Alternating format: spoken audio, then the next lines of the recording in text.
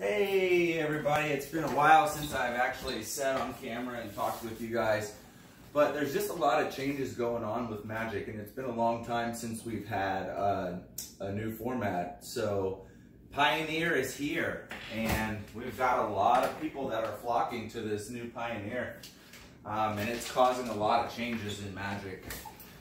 There's a lot of price shifts. I think people are getting a little nervous and worried about the vintage and legacy cards and reserve list, the eternal formats. Even modern is actually dropping a little bit. But the problem with that is people that invested into it aren't looking to sell at a loss. So prices haven't really adjusted for the change in market price, the change in buy list cards.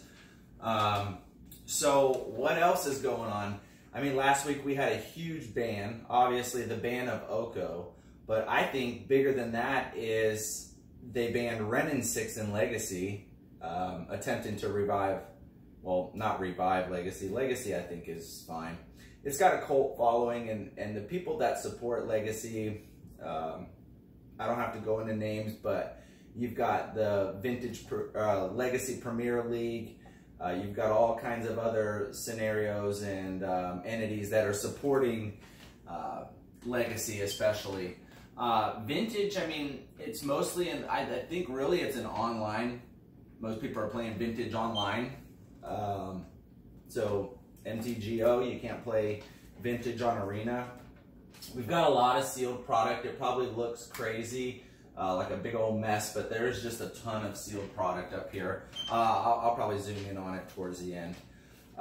Then we had the restriction, not the ban, of Narset, which I think is incredibly good. I think the restriction of Mental Misstep for Vintage was exceptionally important. I think it has opened up and made the format a lot more fun. But what I haven't heard people mention is this happened already. This happened already a couple times because I've been playing since '96, and I remember when it went from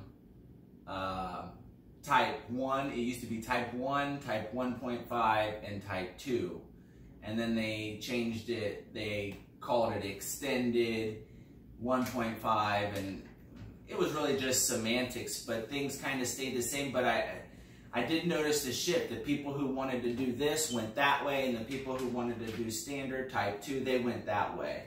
But again, in 2010, this almost exact scenario happened. 2009, 2010, 2011. Right in that time, end of 2010, beginning of 2011, was the introduction of Modern. And if you were around then, you may not have thought about it then, but just think about it now. The prices of Legacy and Vintage plummeted right after the release of Modern. And I've played Modern and Pioneer, and it's just like, it's basically standard. It's basically, I don't know, I don't see the draw, the lure. I don't see it, because you have your standard, which is, I mean, it's basic, it's general Magic. It's a nice introduction. It's there's nothing really busted. Nobody's getting beat on turn 1 and 2, and there's at least a good game exchange back and forth. I mean, Oko was oppressive and it was boring, but it was still standard. I just feel like Pioneer is an extension of standard, which, I mean, I guess it is, but it just feels like standard. It doesn't feel like anything great. It feels like standard with more cards. That's it. And I played a little bit of it. I've only played a few decks, but nothing was super impressive and made me want to just continue to play it. So that was a thing. And Modern, I think Modern is good because that's like your first introduction to broken decks and really busted stuff. You can kill on turn 3, but I think it's still healthy. Modern is very good. Like I said, I'm not a fan of really not even standard anymore. All I've been playing is legacy and vintage, because I feel like that's where the most fun is. You get, I mean, most of my knowledge of cards is in the new stuff, or in the old stuff. The new stuff, I mean, I know everything that comes out. I follow, you know, releases and sets and stuff, but it's just not where my heart is, I guess. It's just not fun to me. And what I'm trying to say with the cycles of when Modern came out, everything plummeted. And now we got Pioneer coming out, and everything's plummeting. So likely, in my opinion, I think it's really just a cyclical effect. It's just a cycle. The prices on everything, and plus it's approaching Christmas time, and I've told many of you that around Christmas time is when all the card prices are dipping. All the card prices are dropping. The stock market is dropping, and I think it correlates with that. It's easy to think that, oh, it's Christmas time, everybody needs money, they're selling their cards. Well, that's probably true too, but they're selling their cards for less because the general market has kind of dipped. We have some exciting sealed stuff to open. I've got 5 of the collector boosters. I got a bunch of, well, I got 4 blister packs from Modern Horizons, then a couple random packs. I got a gift box edition thing. I'm actually sending off some stuff today because I'm sending it to Card Kingdom. They've got some good buy list prices right now. I don't think it's that bad. But yeah, so I mean, I really think Standard is just kind of blah, and Modern is just in the middle there. I mean, I think it's good because it's playable, but all the formats are playable. If you play on it, every time I meet someone and they say, oh, what format do you play? I say, I play Legacy and Vintage. Oh my God, what do you do for a living? Is your job hiring? Can I borrow a deck? Well, I just play on MTGO. I mean, yeah, we have some Legacy and Vintage decks, but our Vintage deck, well, the Paradoxical Outcome deck, that's got proxies in it. So, which I'm actually switching that Storm deck to DPS. I'm a big fan of the Dark Petition Storm deck. So my pretty much my take on everything is this is a cycle. Legacy and Vintage cards, they're going to come back up. So if you can catch them now, if you've been preparing to purchase in December and January again, I think you'll be very pleased with the results. I think card prices are going to continue to drop over the next month or two, and it's going to be a good time to buy here very soon. I wouldn't buy right this moment because the knife is falling and you're bound to get cut. So what else? Let's see what we didn't cover. We talked about Narset. I didn't really talk about the Renin 6 ban, but I actually, before Oko even came out, when Renin 6 first came out and he was dominating Legacy, I called for his ban a while ago.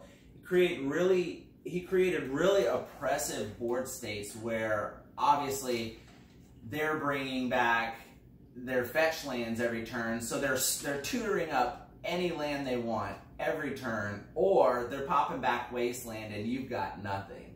So they've got recurring Wasteland coming at you with his Return a Land ability, and then his ultimate is just, I mean, it's great. It's really good. It can turn 2 lightning bolts in your main deck into kill cards because they just recycle the lightning bolts and then ping you down with a Delver or even a Snappy or Tarmogoyf or something. Basically, Temur Delver, Canadian Threshold. It was just too good. It was just too good. And then you can't not mention Renin 6's pinging ability, where he could just ding a creature for 1, I mean, that's killing, you're killing a lot of good creatures. Elves couldn't touch that deck, which Elves already struggled with Delver. And then now you've got Renin 6, who's constantly recurring Wasteland, destroying Cradle, pinging off all your Elves. I mean, it's just too much. It's too much. It's too oppressive. It destroyed too many good archetypes to be... I mean, that card, when I first saw Renin 6, I knew that card was not okay. I mean, even more so than Oko. So, I mean, you might disagree with that. And then Narset in Vintage, that was not good either. That was a bad idea. They need to stop creating new cards with old formats in mind, because you can tell they're targeting these older formats, and it's not good. So they need to do better in design, or make it so, hey, these are, you can't really do that. That's never been done before, so that's not it. It's not an option. Well, what I was going to say is make cards for newer sets only, like Modern Horizons, but I mean, those can even be played back. So yeah. So what do I think? I mean, I think Standard is going to pull out, and it's going to be fine. I think Modern it's going to come back up. It's got a large following, but people are selling out of it to play Pioneer because their local game stores are only supporting Pioneer events. So it's really like if you want to play and you want to play paper, you kind of have to play Pioneer now. And that's why like I said, and I'll say it again, I play online, and it's been pretty good. So our next video, which I'm going to do tonight or later on today, I'm going to open all this stuff. I want to add some more stuff to it. I got to go by the store later, and I'm going to see if I can find any deals while I'm out. I hope you guys enjoy the talk. I want to do a lot more of these like interview type videos, so we can talk more, and it doesn't necessarily have to always be cards on the screen to be about Magic. So thanks for stopping by, and I got a lot more vintage videos I'm going to be posting. I haven't lost with the Dark Petition Storm deck yet. The deck is 11-0. I've only played queues and practice rounds, but finished everything and have everything on video, like finished all the games and stuff, and it's been play to win, play to lose, and it just cannot lose, it seems like. Maybe I've been getting lucky, maybe the people I've played against haven't been the greatest, but I don't know. It's winning, so it's been fun. It's been fun. It's always fun to win out. So I got $1,000, almost, it's like $970 for this little package that we're sending to Card Kingdom. Thank you, Card Kingdom, for being a fair purchaser. It would be like $12.30 in store credit. I might do a partial half store credit. Well, not half, but partial, because I need some cards to finish Dark Petition Storm. I want to change Paradoxical Storm into Dark Petition Storm, and I think that'll be fun. So thanks again. I think we covered everything. I mean, I'm not big on talking about Veil of Summer. When I saw that card in the beginning, it's just too much text. That's another thing, is cards like you got Knight of Ebon Stronghold, you got Terramander, like so much text on every common, uncommon, basic rares, you know, and it's complicating and convoluting the game to where, like, they're trying to change colors' abilities. Black has Death Touch. Like, yeah, they've had that for a while, but Black draws cards and pays life. Black destroys creatures. Like, don't try to change what the colors are doing to fit this new stereotype. I would rather stick to the colors do certain things. Green doesn't get counter spells. Okay? Blue doesn't get direct damage. Okay? Red doesn't get to destroy enchantments. Doesn't work like that.